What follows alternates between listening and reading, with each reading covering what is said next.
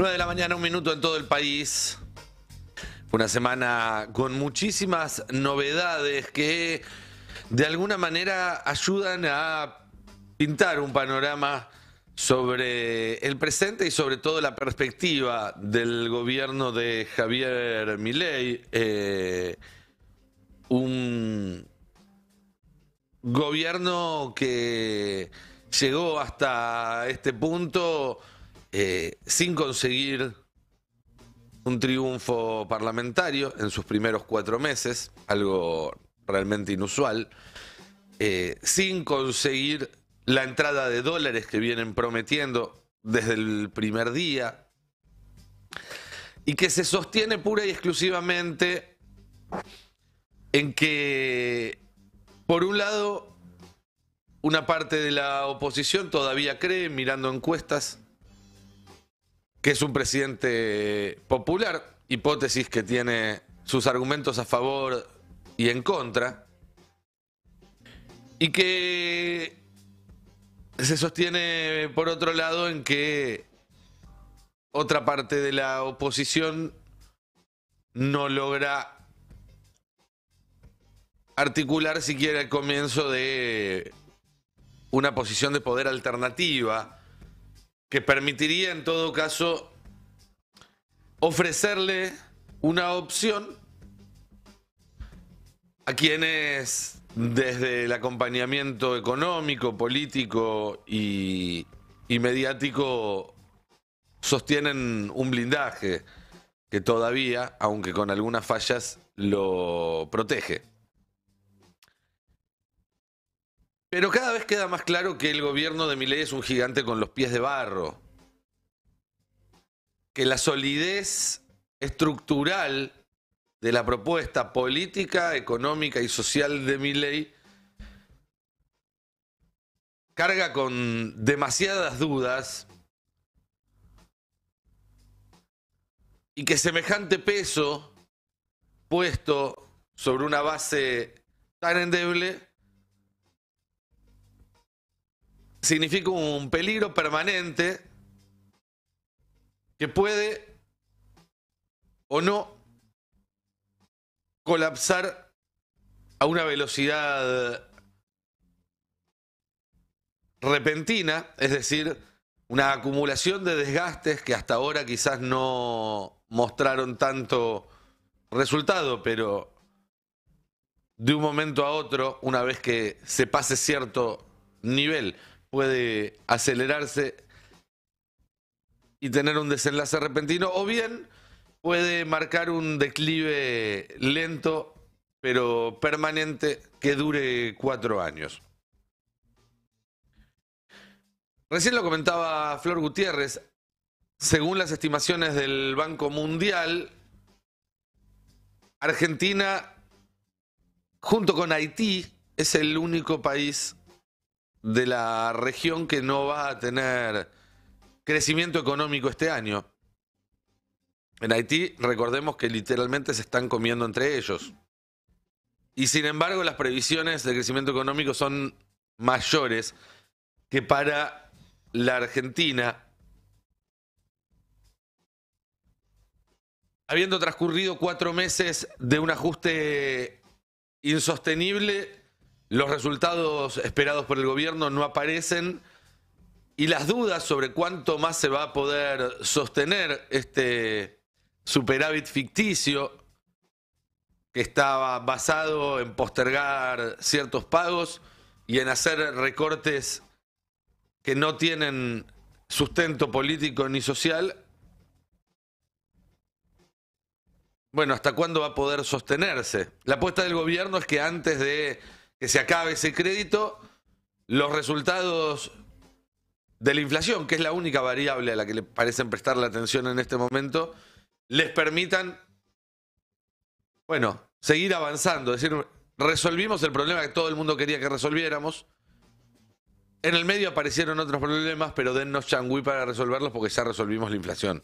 El tema es que para eso todavía necesitan un tiempo más, porque la inflación probablemente va a rebotar o se va a estancar, no va a seguir bajando. porque va a impactar la suba de tarifas, porque va a impactar la presión devaluatoria, porque ya se está viendo en los supermercados esta semana, como no pasaba hace varias, subas pronunciadas en algunos precios. Y eso en un contexto en el que el salario real está más bajo que nunca, literalmente más bajo que nunca en los últimos 30 años, como veíamos en un gráfico que esta semana difundió la CGT. En un ajuste que además impacta directamente en la sociedad. Ya se acabó esa discusión de si ajustaba la casta o no ajustaba la casta. Ni siquiera los voceros del gobierno sostienen esto. Y hay datos concretos de consultoras, además, que están totalmente afuera de cualquier sospecha de kirchnerismo, de peronismo, que dan cuenta de esto, como por ejemplo la de Marina Del Poyeto, que esta semana publicó que el ajuste fue del 38% en la masa jubilatoria, del 77% en las transferencias a las provincias, aunque algunas provincias ese número llega al 100%, de 54% en subsidios económicos, esto es transporte y energía, de 88% en lo que hace a obras públicas y de 20% en lo que hace a programas sociales. Ahí está recortando el gobierno y no en otro lado. Y esto, insisto, lo podés hacer por 3 meses, por 4 meses, por 6 meses. A lo mejor, con mucho viento a favor, lo podés hacer por 1 año, pero no dura para siempre. La recaudación fiscal cayó un 16%, lo cual también habla de la insostenibilidad de este ajuste, porque en marzo ya todo el mundo da por sentado que no se va a corroborar el superávit financiero que se vino dando en los primeros 3 meses, perdón, en abril. Para otro analista económico que no tiene ningún rasgo de peronismo en sangre, que es Miguel Ángel Broda, la actividad económica desde octubre hasta acá cayó 7 puntos. 7 puntos de caída del PBI en 6 meses, en menos de 6 meses. El índice de la construcción del INDEC cayó 23%, el índice Construya 28%, las ventas minoristas según CAME 22%, supermercados según INDEC 13,8%, todo esto son cifras negativas, por supuesto. El índice de la producción industrial 11,1% abajo, producción de acero 8,7% abajo, hierro 15,2% abajo, fabricación de autos 35% abajo, venta de autos 23% abajo, uso de capacidad instalada en la industria 54% y en algunas ramas por debajo del 50%, esto es decir, más de la mitad de las máquinas en el país están apagadas.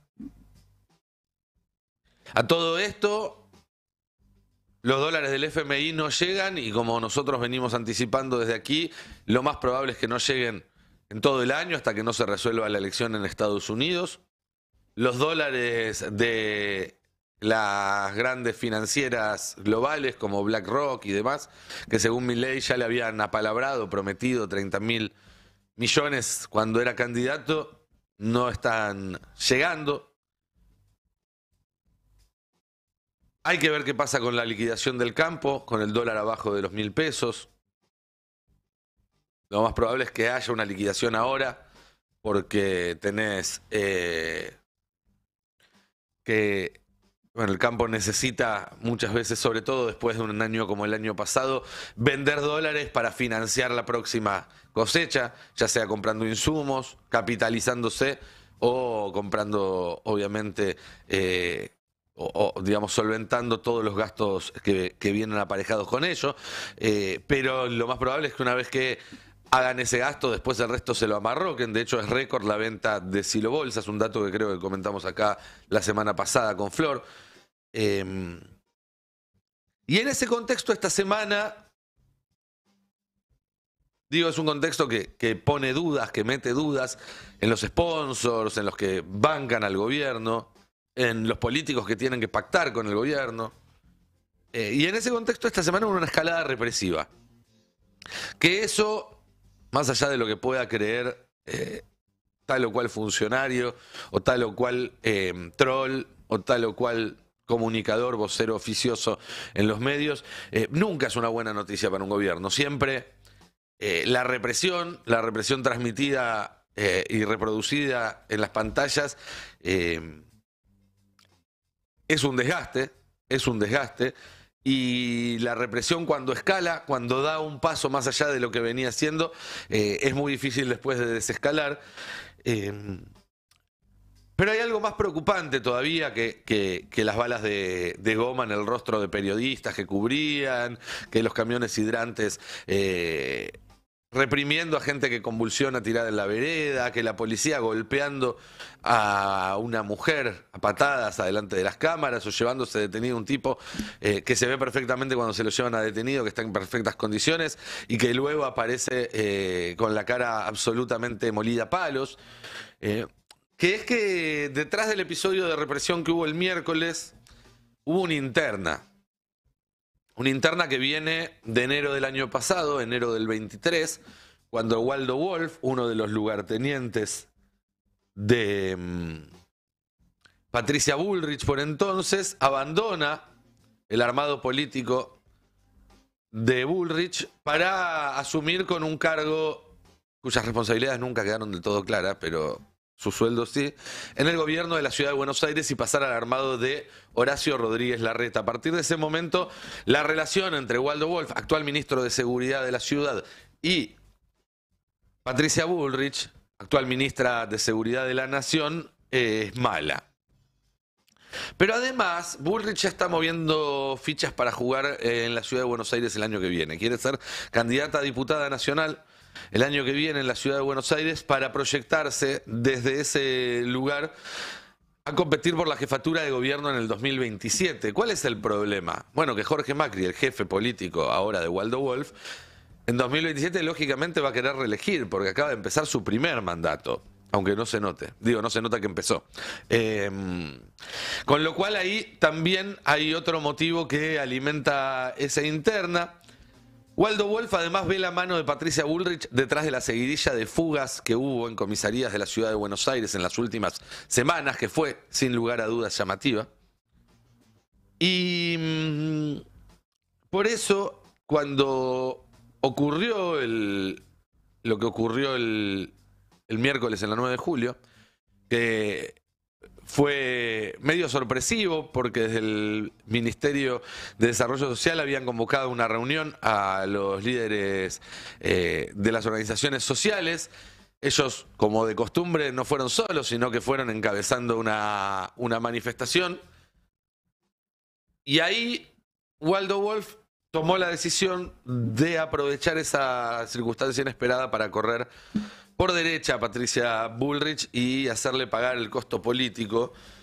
Por eso dio la orden de hacer un operativo rápido y eficiente para desalojar la 9 de julio antes de que lleguen las fuerzas federales. Que la policía de la ciudad se hiciera cargo de la situación antes de que lleguen las fuerzas federales. Y al mismo tiempo operaba a través de los medios y de las redes, uno lo veía en vivo, pasaban las imágenes de la represión y abajo el zócalo que decía: la policía de la ciudad reprime, no está la federal.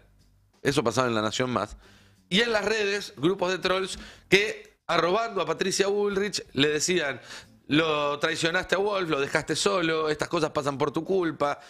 Bueno, por esa interna es que hubo la cantidad de detenidos y de heridos que hubo en la represión del otro día. Y las internas entre gente armada, además está decir, pueden volverse muy peligrosas muy rápidamente. Así que ahí a marcar con luz amarilla este asunto.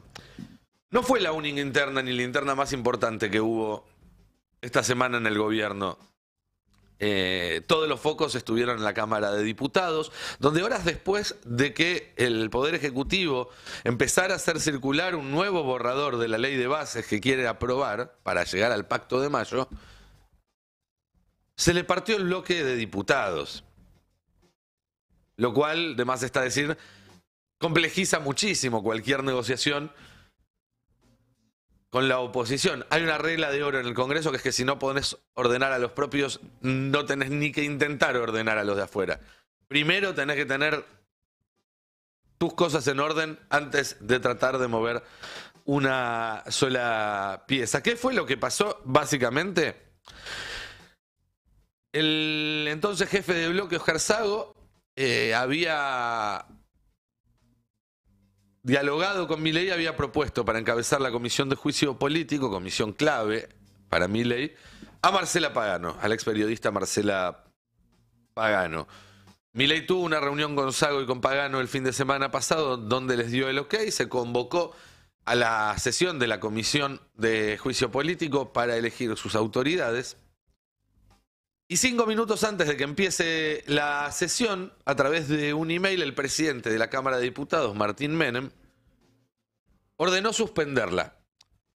Claro, los diputados ya estaban en el lugar y decidieron avanzar igual. Había quórum, había número, avanzaron, comenzaron con la elección de autoridades, eligieron a Pagano como presidenta de la comisión, cuando otros diputados de la Libertad Avanza interrumpieron la sesión a los gritos, les cortaron la luz, cortaron la transmisión de YouTube, algo que habían hecho el día anterior, también con una sesión de la Comisión de Trámite Parlamentario que estaba discutiendo el DNU. Y trataron de desconocer lo que ya se había votado y estaba firmado, que es que Pagano era presidenta de la Comisión de Juicio Político. ¿Qué pasa ahí? Hay dos cuestiones. Una tiene que ver con que Karina Milei desconfía de Pagano, que si se da vuelta podría ser una complicación en el caso de que en algún momento Milei afronte un juicio político. Considera que Pagano no es lo suficientemente fiel al presidente como para estar tranquilos. Una consideración hasta razonable, diría yo. Por otro lado, por lo que me cuentan a mí, muy cerca de la familia Milei, hay celos que pasan no solamente por lo profesional entre Karina y Pagano. Lo cierto es que detrás de eso, detrás de esa historia, en realidad lo que hay son embates contra Sago que vienen de hace rato, y la decisión también de Karina Milei, junto con los Menem y demás, de correrlo a Oscar Sago, porque es un obstáculo en lo que hoy es el principal objetivo de Karina Milei, que es el armado nacional para el 2025 de la Libertad Avanza.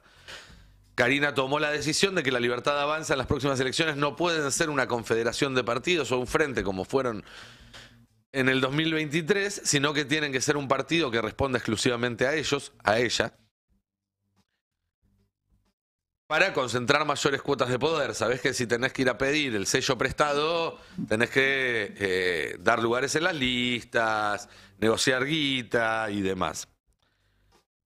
El reemplazante de Sago en la presidencia del bloque, Bornoroni, Gabriel Bornoroni, empresario de estaciones de servicio cordobés, tenía su propio armado en Córdoba con el Partido Demócrata. Y ante el llamado de Karina Milei fue el primero que lo desarmó, fundó la Libertad Avanza en Córdoba y se puso al frente de la Libertad Avanza Córdoba. Sago, el reemplazado, que es dueño del sello del MID, el Movimiento Independencia y Desarrollo, creo que es la sigla, el viejo frondicismo, se negó a hacer lo mismo en la ciudad de Buenos Aires, ciudad donde la semana pasada, si recuerdan, Karina lanzó la Libertad Avanza, el partido, en un acto en el cual Sago no estuvo invitado.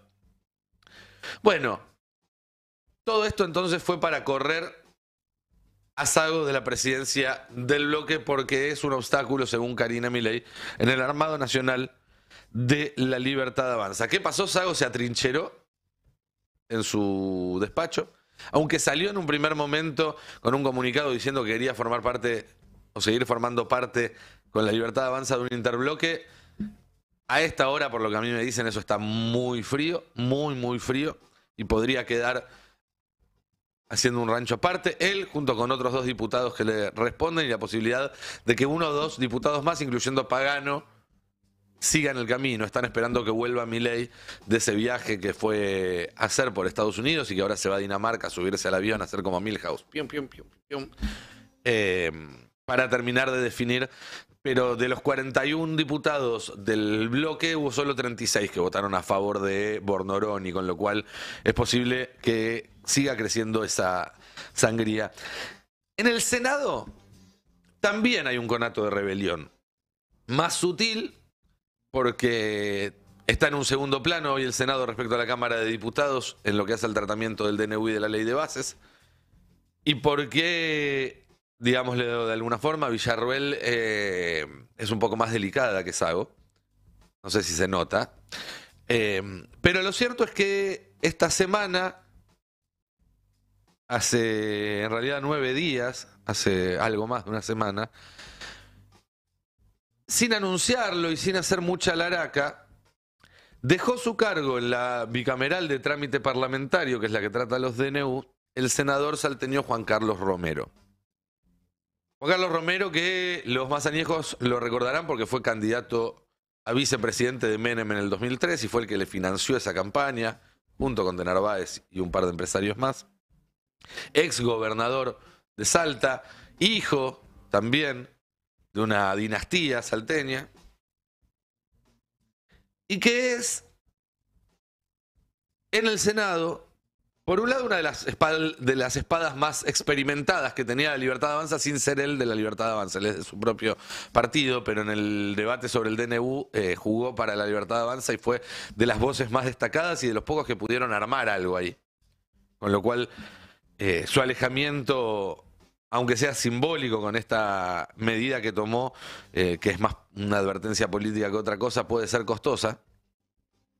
Pero además es un hombre que responde al mismo tiempo, o funciona entre nexo, digámoslo para ser más precisos, entre Victoria Villarroel y Mauricio Macri. Entre Victoria Villarroel y Mauricio Macri. Bueno, ¿cuál es la queja que se repite cuando uno escucha a Sago, a la gente que habla por Villarroel?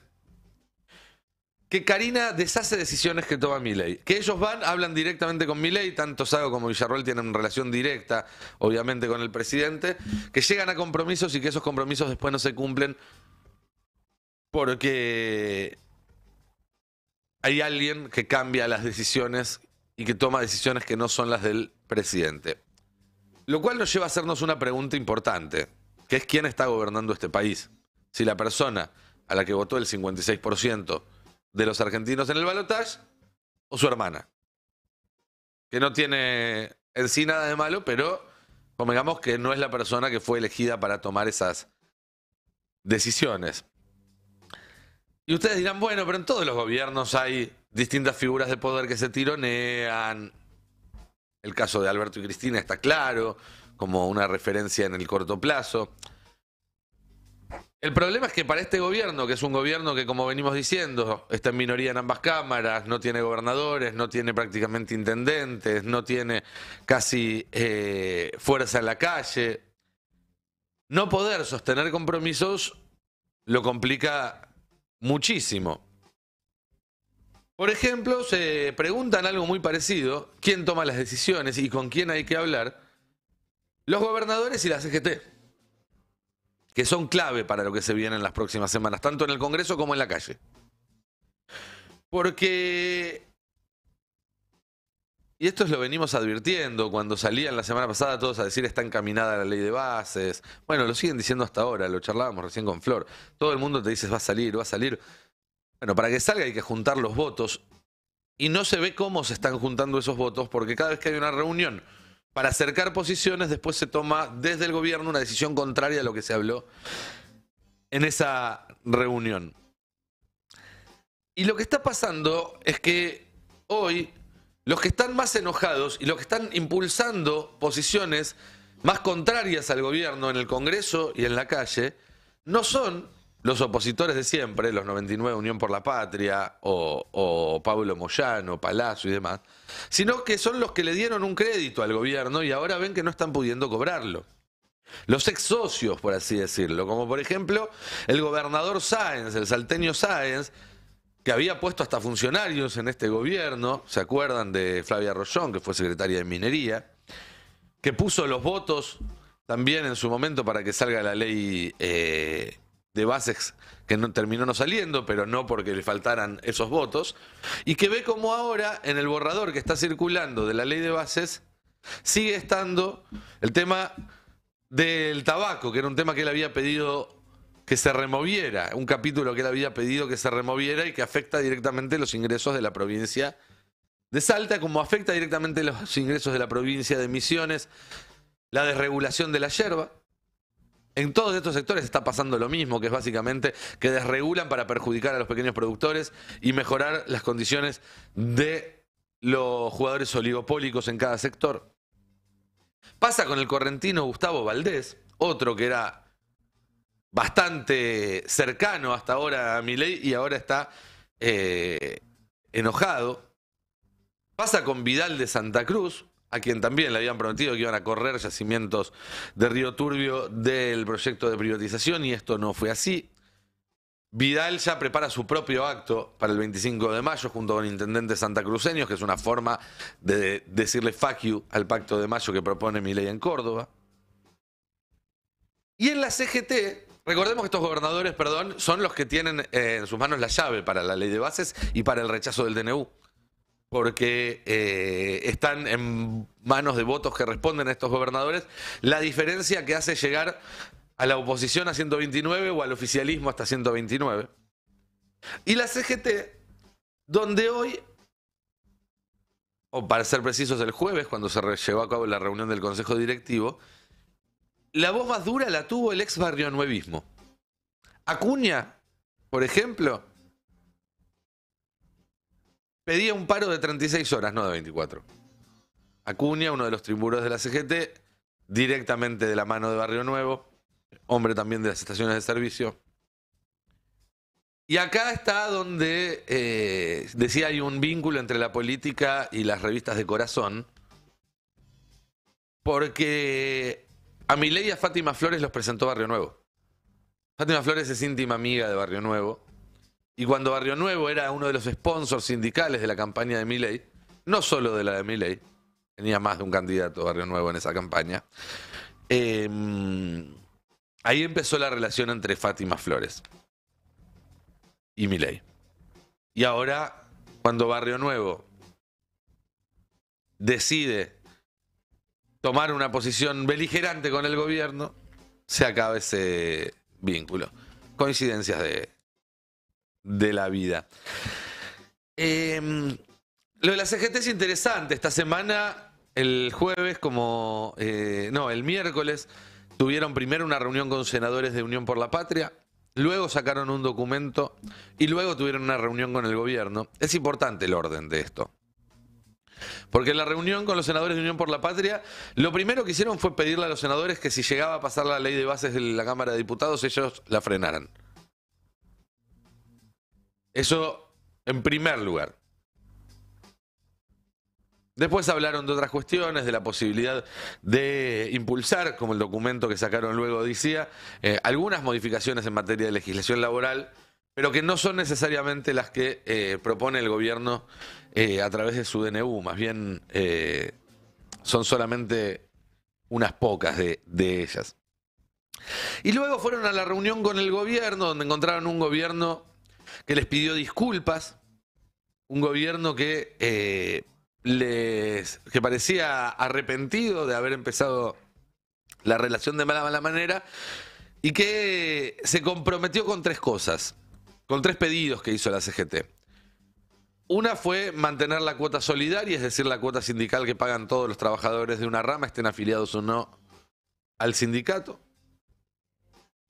La segunda es mantener la ultraactividad, que es esa cláusula de la ley laboral que establece que si vence un convenio, hasta tanto no se firme un nuevo convenio, siguen vigentes las condiciones del anterior, y eso lo que hace es que las patronales no puedan apretar a los trabajadores a firmar en condiciones de desventaja, corriéndolos porque si vence el acuerdo se quedan sin protección. Y la tercera fue la homologación de paritarias.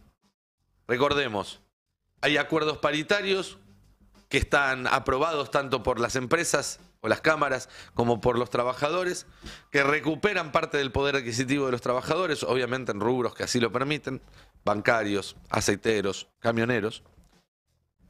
pero que el gobierno tiene la decisión política de no aprobar.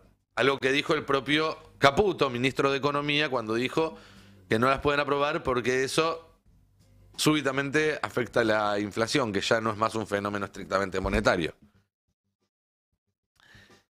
De la reunión de la que participaron Guillermo Francos, Nicolás Pos, el jefe de gabinete, y Santiago Caputo, llamativo, los gremios se fueron con la promesa de que se iba a homologar en cuestión de minutos o de pocas horas la paritaria, por lo menos la de camioneros, que era la que resultaba más conflictiva, y para lo cual Hugo Moyano fue en persona a negociar a la Casa Rosada.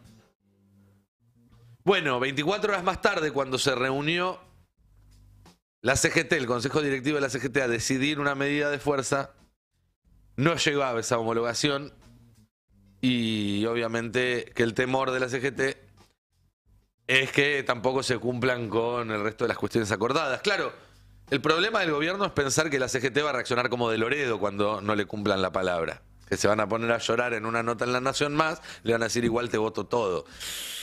Difícil, no creo que suceda. Y de hecho, el tema de la homologación se va a volver un problema para el gobierno. Porque el cálculo con camioneros es bueno, que vayan al paro. Total, si camioneros va al paro y hay problemas con la recolección de basura, con el abastecimiento, si hay problemas con que haya billetes en los cajeros, la culpa de la sociedad se le va a echar a los camioneros que protestan porque nuestras encuestas dicen que nos creen más a nosotros que a ellos. Ponele que eso sea cierto. Tengo mis ciertas dudas, pero ponele. Ahora, aparece en el horizonte para los próximos días la homologación del acuerdo de aceiteros. Sustanciosamente más jugoso que el de camioneros, 76% para lo que va del año. Camioneros estaba en 40 y largos.